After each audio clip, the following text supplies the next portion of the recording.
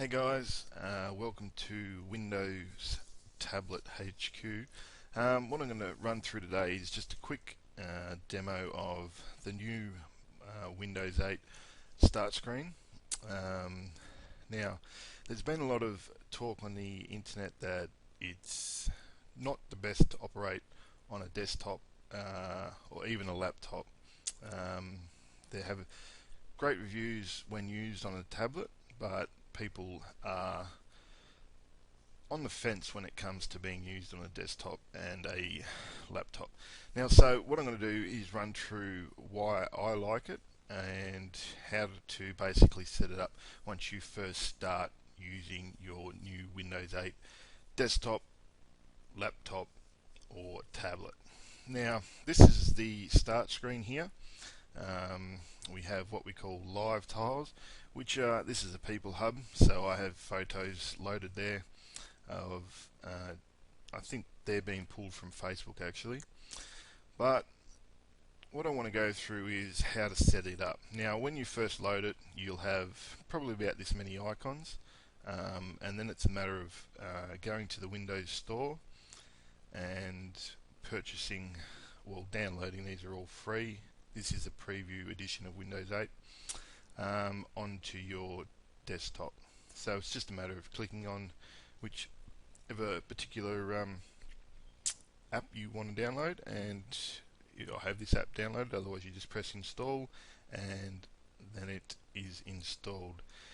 Now, why I like this is you have complete freedom on how you want to set it up. Now, I like less is more. Now, on the old desktop, which is still in Windows 8, we click on the desktop, and here it is. So before I used to have all my most used icons on the desktop, and over time that gradually got fuller and full of applications. And as you'll notice, the Windows start screen is also missing. So basically, what you have to imagine the new start screen is the start screen there. So instead of pressing here, scrolling up until you find the program you want to use, then moving across, clicking that, and starting the program. So let's find an app. This is just a painting app, but what we want to have a look at is how to navigate and get out of this back to the desktop. So I know everyone's used to the old desktop start screen, so we can, in essence, the start screen still is in Windows 8. So if we go down to the left hand corner, you see start. So just move down there. Don't try and move the mouse around. Just go straight to the corner and press your mouse button as you would in for your normal start screen. So down, and there we go, back to the start screen. So go back to that app. Another thing you can do is go, say you want to use another app that you were previously using. If you go up to the top left hand corner, pull down, we can go to any previous app that we've used. So if we're going to go back to the store, there's a store there. So we're going to go back to the main screen, down to the bottom, click it, and we're back to the home screen. As you get used to it, you'll find that it's actually quicker than the old Windows 7. Go there, down the bottom, back to the home screen. Want to check the weather.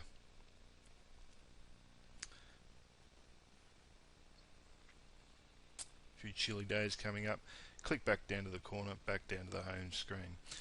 But what this video is really, what I want to show you through this video is how to set all this up. So what I've done is, I suppose you could best, we have a look at the store. Here we've got Spotlight, we've got games, social. So as you're downloading these apps onto your start screen, what we want to do is replicate that. I find it the easiest way to keep the desktop nice and tidy. Now you'll notice as I speak that I'll jump back to the home screen. You probably can't see me going back down to the start screen. What I'm using is the Windows key on the keyboard. You'll be very hard pressed to find a either a desktop or a laptop that doesn't have a Windows key, just left of the space bar. So I'm going to use that now, and that it's basically like a button on a tablet that just brings you back to the home screen.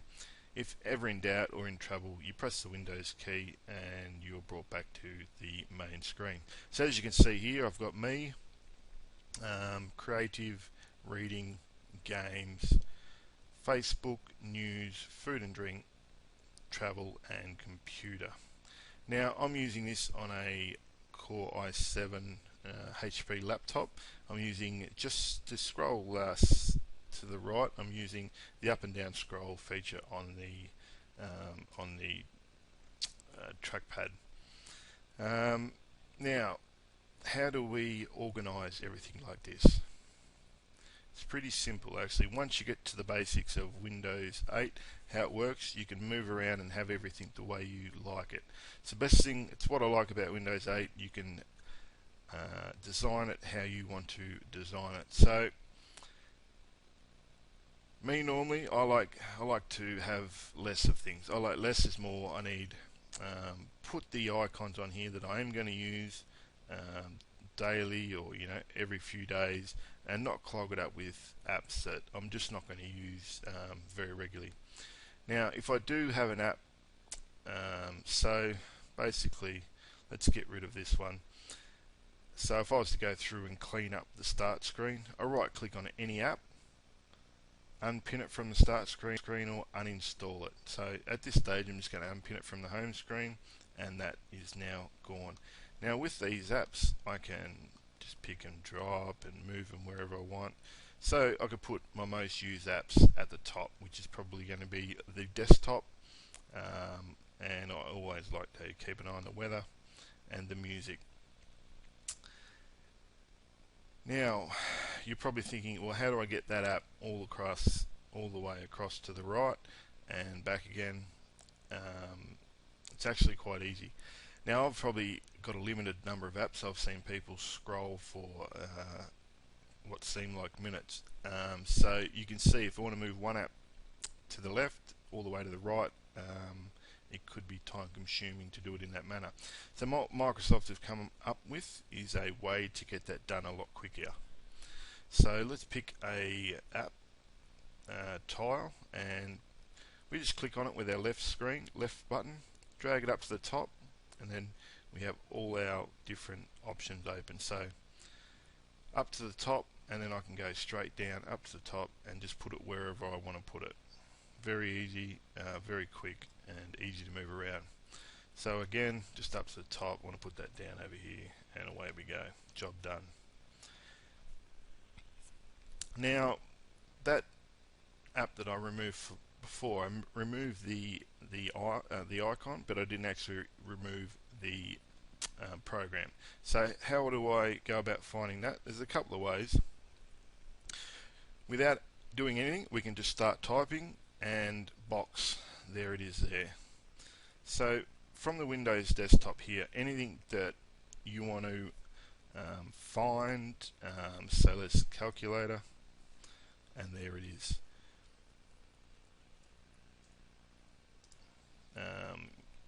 Internet Explorer, and there it is. So without doing anything, with the home screen as it is, start typing for an app, and it'll find it. Right click on the screen and we have a button that says all apps. So here is basically the same screen as you would find on an Android device or an iOS device. It's just a home screen of icons, and to me that is very backward. I prefer the Windows Metro home screen. I just become lost in a maze of apps, so hence why I pick and choose what I want to show on my home screen. Any of these other apps and things you find that you use common can be also pinned to the Windows 8 start screen. So Windows Media Player is actually still a desktop software, but I can right click that, I can pin it to the start menu, pin it to the taskbar, which is actually the taskbar in Windows 8, or I can just open it from this location. So what I'm going to do is I'm going to pin it to the start bar, and I'm also going to pin it to the taskbar. So what I've done there is I don't have a music app section yet, which will be my next thing to set up. So here we go, Windows Media Center. I don't like it all the way over there because I like listening to my music, so I'm going to drop it into here. Now Windows 8 does actually have an inbuilt Windows app, which I quite like, which I'll go over in another video. So Windows Media Player, there it is. Now as I said, I did also pin it to the desktop's start bar, and there it is right there.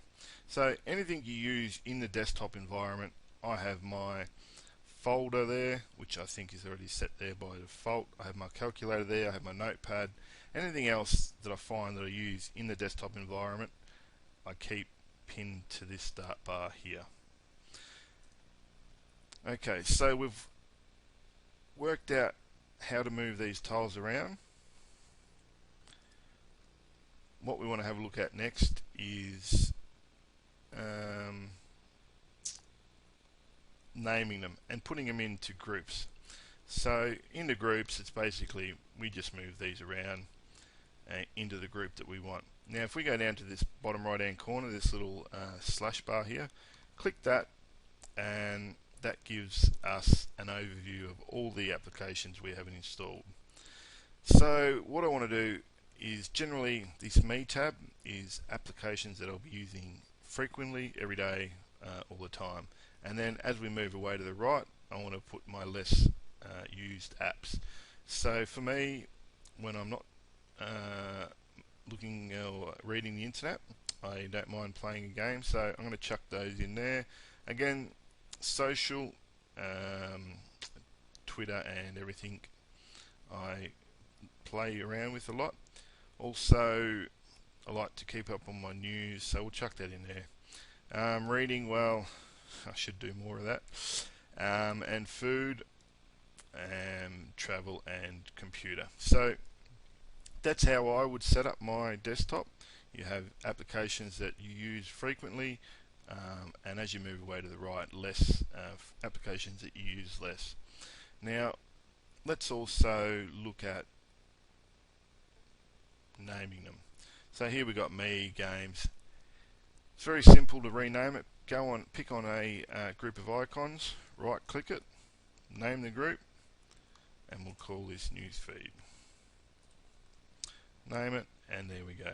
Click anywhere you want on the desktop and we'll be taken back. So there's my new category, Newsfeed, and all the associated icons in here.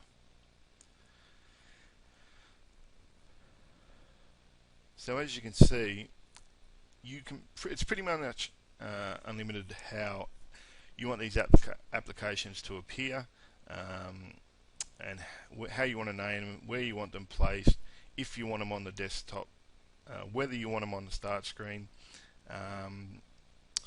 If I was really honest, I would probably have no more than 20 apps on this start screen that are programs that I use frequently, but as a demo I've gone ahead and loaded a number of different applications, just to give you an idea on how easy it is to start. So again, Internet Explorer, the British Open, let's just go, let's get rid of that, let's just go.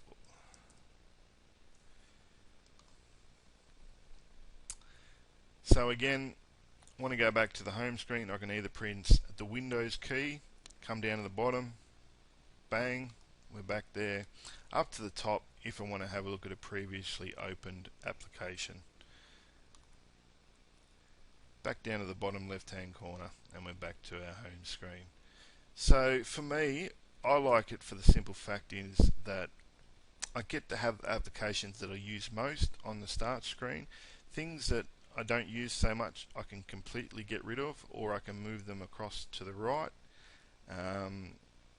and the desktop environment is as simple as going in here.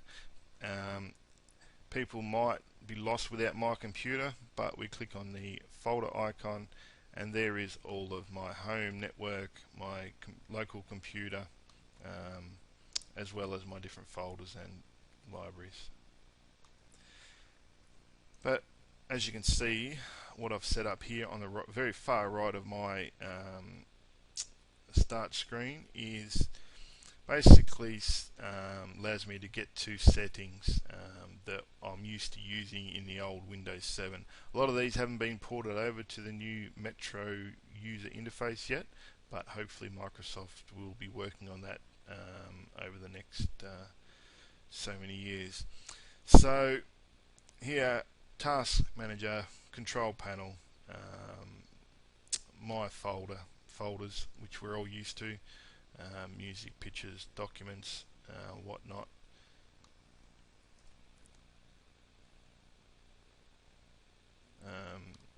Control panel. So everything that I would normally have pinned to my start bar, I can quite easily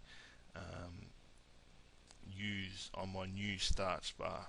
So basically, if you think of this new start screen as being the old start button, and basically instead of having to go through here and trying to work my way through 40 different applications and trying to find an application that I wanted to use, which didn't have any value to me, so basically the start bar is now this start screen with what they call live tiles, which I find quite enjoyable to look at. It keeps me up to date with number of emails, appointments, any messages that I have come through, and different notifications, new stories that have been fed. And I think as you'll find, as more time goes by, a lot of these static icons will have updated statuses, maybe new recipes or popular recipes, or traffic alerts, or you can set your local exchange rate if you're traveling soon, or a lot of different things. I think there's a lot of room for improvement, and I can only see this heading in the right direction. But again, thanks for all listening.